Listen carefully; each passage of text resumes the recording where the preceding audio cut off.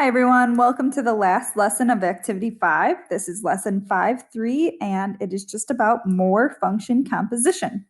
So last time we did a lot of writing functions, composite functions, and today we're going to be evaluating some, okay? So we're on your Springboard book, page 84, and you will want a pen or a pencil to take notes and possibly your calculator. Alrighty, so first up here, it says we're going to write the composition of two functions, and we are also going to evaluate the composition of two functions. So first thing, a composition of functions forms a new function by substituting the output of the inner function into the outer function, and we saw that in the last video. The function y equals f of g of x is a composition of f and g, where g is the inner function and f is the outer. And remember what I said, you always start with the inner and work your way out. Okay, so we would start with g of x in that case. All right, so it says here, the tables show information about Jim's mowing service. Use the tables to evaluate each expression, then tell what the expression represents. So I've put this here for you guys to be able to quickly look, but we have our t of a function and our c of t function. All right, so first off, if it's asking us just to find t of 4, we would go right here to 4, and we would get that it is 16. So your answer here is going to be 16. And what that represents is that it would take 16 hours to mow 4 acres. Because remember, you're plugging in 4 for acres, and time that you get out is 16 hours. Cool. All right, and this next one, C of 4. So that means we would want to look here at 4, and we would be looking at 110 as our solution. And what this means in this case is, again, we're plugging in 4, but this time it's for t. So, and we're getting out the cost. So again, it would cost $110 to mow for 4 hours. Cool. All right, then we're moving into a composition. So we want to start from the inside and work our way out. So the first thing we want to do is figure out what is t of 1. And t of 1 is 4. So that's what we get first. So we get t of 1 is equal to 4. So now that is our output of the first function, and we want to plug that in as the input of our second function. So now we're looking at what c of 4 is, and well, we just solved that. C of 4 is $110. Okay, so now this is a little bit different because now our input is different. So if we were to describe or tell what this expression represents, it means that it costs $110 to mow 1 acre. Okay, where the last one meant it costs $110 to mow for 4 hours. Now this one means it costs $110 to mow 1 acre. Okay. And last one here, again, we want to start on the inside and work our way out. So we start with the t of 4. And t of 4, again, we already did that one, is equal to 16. But then you're not done just yet. You need to take the output. So now we're plugging the output in for the input. So c of 16 equals 350. And now what would this mean? Again, kind of same idea as the last one, but it costs $350 to mow 4 acres. Okay, so these two were our composite function that we came up with in the last video. Okay, so now we're no longer talking about Jim's grass guaranteed or Green's grass guaranteed. Now we are just going to use these tables to do a similar thing. Okay, so first of all, we have our f of x function and we have our g of x function. So first one, when it's asking for f of 3, you would go to your 3 in your f of x function, and you would be looking at 1 is the solution. Okay. Then g of 3, you're going to be looking at 3 here, and whoops, 2 would be your solution. Okay, so that's just evaluating a function. But then in these next ones, we need to be looking at a composite function. So again, f of 3, we just said was equal to 1. So really now you're solving for g of 1. And g of 1 over here into your g is going to equal 4. Okay, same idea here. G of 3 we just solved for and it was 2.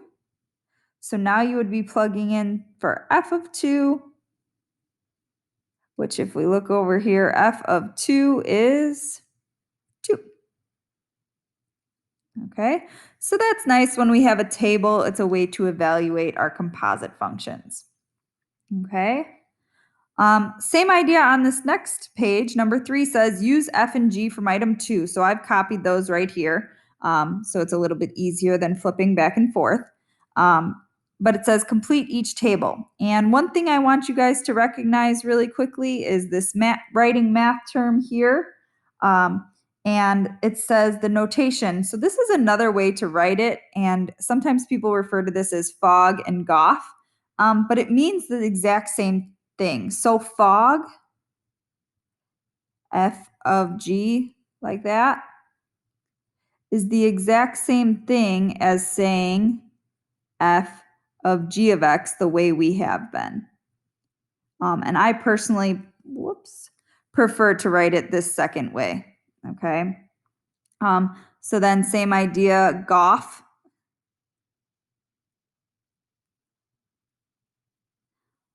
Is the same as saying g of f of x. Okay, and again, I prefer the second way. So you'll mostly see me write it that way. But either way, if you were to see it on a quiz or anything like that, it's f with a little open circle g, and that's different than meaning multiplying. It is a composite function, okay? Also keep in mind, guys, that the order does matter. So f of g of x is different than g of f of x, because remember, you start from the inside and work your way out. Okay, so that's 2 important pieces right there.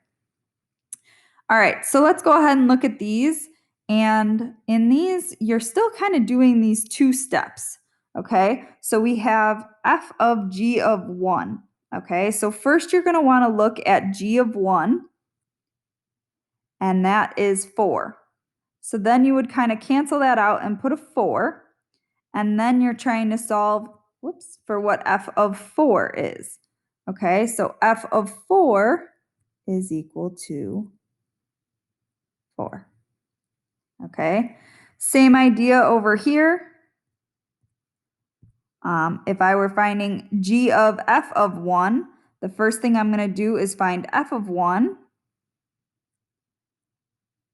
which is 3. So then I kind of eliminate that, and now I'm finding g of 3, which is going to be 2. Okay, so go ahead and pause the video here, and I want you to fill out the rest of these tables following that same strategy. All right, hopefully you paused and now you can check your work.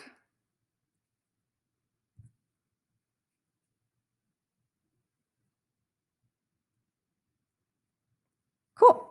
So check your work there, and that is some more composition with tables. Okay. All right, next we're going to move on to evaluating without a table. So this is more similar to what we were doing yesterday, but now we have our functions. So we have f of x equals x squared, g of x equals 2x minus 1, and h of x equals 4x minus 3.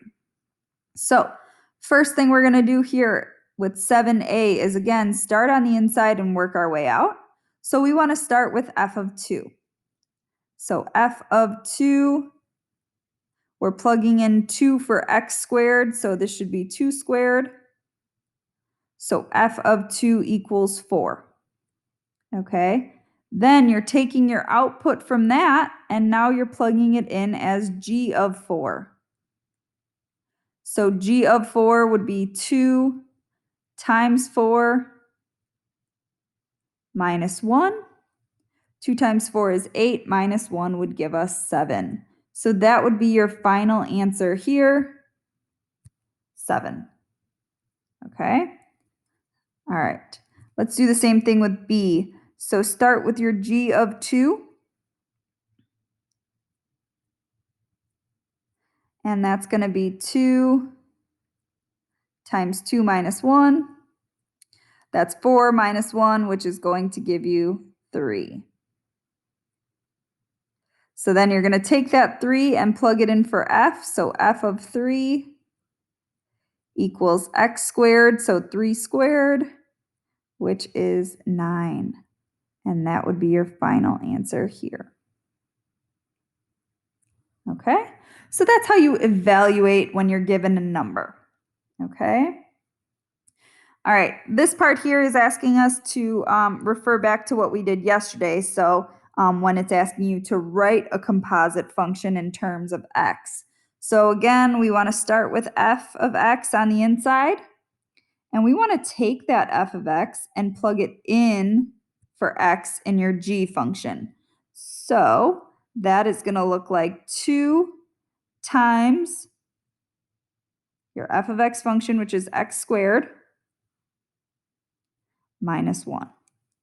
So that's going to be 2x squared, when you simplify, minus 1. Okay? Same idea here, but now we want to flip it. So now we're plugging g of x, this whole thing here, in for x there. So that would be 2x minus 1 squared. And now if you wanted to, you could actually multiply that out or square it. So you could leave it like that if you wanted to, but remember, if you were to actually multiply this out or square it, you would have to do 2x minus 1 times 2x minus 1, which would look like 4x squared. I'm foiling. So first, outer, inner, last, and then combine like terms, so that would be 4x squared minus 4x plus 1. Okay, so now number 9 is asking you to verify that you compose these correctly.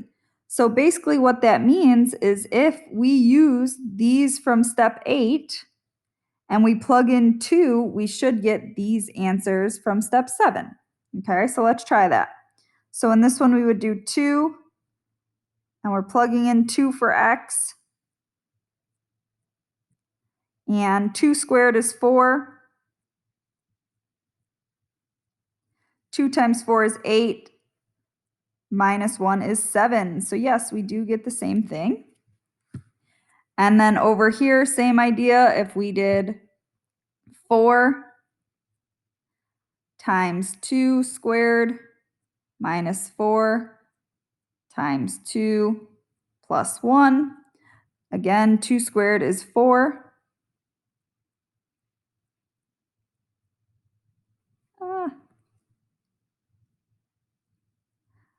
So we would get 4 times 4, which is 16, minus 4 times 2, which is 8, plus 1. 16 minus 8 is 8, plus 1 is 9. So look at that. We do get the same thing we got up here with step 7. So we know that 1, we evaluated correctly, and 2, we wrote the composition functions correctly. Okay? All right, awesome. Last thing, we're going to skip over these. If you wanted some extra practice, you could go ahead and do those. But we're going to go ahead and end with these 2 examples here, okay? And you might have some room on the bottom of page 86 or somewhere to write these, but we are evaluating now. So it's not just like writing the function like we did yesterday. Now what you want to do is start on the inside and plug in your value. So the first thing we're going to do is solve for g of 0. And so that's going to be 2 times 0 plus 5. 2 times 0 is 0. And then plus 5 would give us 5. Okay. Now we want to take that value and we want to plug it into f. So now we have f of 5. And your f of x function would be 2 times 5 minus 2. 2 times 5 is 10. 10 minus 2 is going to give you 8. And that is your final answer. Okay. Let's look at another one here. You want to start on the inside and work your way out. So we are starting with g of negative 5. And we're going to be plugging in negative 5 for those t values. So t times negative 5 plus 4. So 2 times negative 5 is a negative 10. Plus 4 will give you a negative 6. Then we're going to take that negative 6 and we're going to plug it in for f. Okay, so f of negative 6 equals 4 times negative 6 minus 1. 4 times negative 6 is a negative 24. Minus 1 is a negative 25. And that's your final answer. Okay, so again, remember yesterday we were practicing writing composition functions or composite functions, and today we're practicing evaluating. So that's when there's a number on the inside instead of an x value. Okay, if you have any questions, be sure to bring them to our Zoom tomorrow. Other than that, have a great one. Bye-bye.